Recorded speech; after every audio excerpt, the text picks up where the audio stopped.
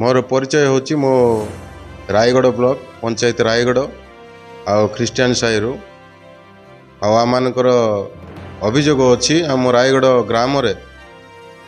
गत 3-4 मास तले आमने ए पानी समस्या जो आमने आम रायगढ़ ग्राम रे आमने रास्ता रोक करथिलु किंतु केतेक आमनकर सरकारी कर्मचारी माने आमनकु प्रतिश्रुति देइथिले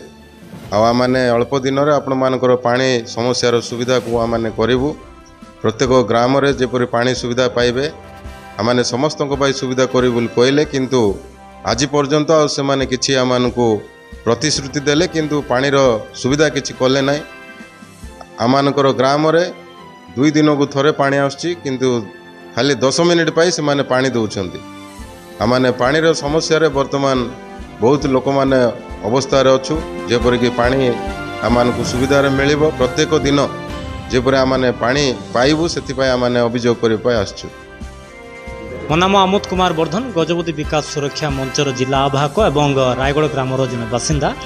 आज कही रखापी चाहूँगी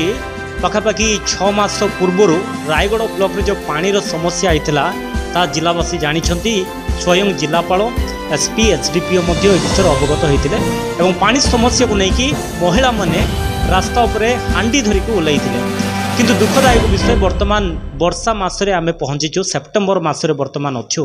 अगस्ट सेप्टेम्बर जुलाई अगस्ट सेप्टेम्बर वर्षा मास ए समय पानी समस्या समाधान हवा कथा समस्या हवा कथा नहीं कारण वर्षा होची विपर्य मात्रा रे पानी सुविधा अच्छी किंतु रायगढ़ ब्लॉक रे 2 दिन को थरे 3 दिन को थरे ता मध्ये केबे 10 मिनिट 15 मिनिट ए प्रकार पानी आसुअछि काहेकि आसुअछि कारण प्रतिश्रुति निजे रायगढ़ एसडीओ देइथिले वर्तमान आरडब्ल्यूएसएस रे जो एग्जीक्यूटिव इंजीनियर अच्छा से मैंने जिलापाल अवगत अच्छा किंतु बारंबार सरकार भी परिवर्तन हो गला पानी समस्या को लेकिन जितेबाला सरकार पाखे पहुंची सरकार बदली गला समस्या किंतु से प्रकार रहीगला। तो बर्तमान आम आसीचु आरडब्ल्यूएसएस जो एग्जीक्यूटिव इंजीनियर पाखे से नहांती किंतु बर्तमान जी अच्छा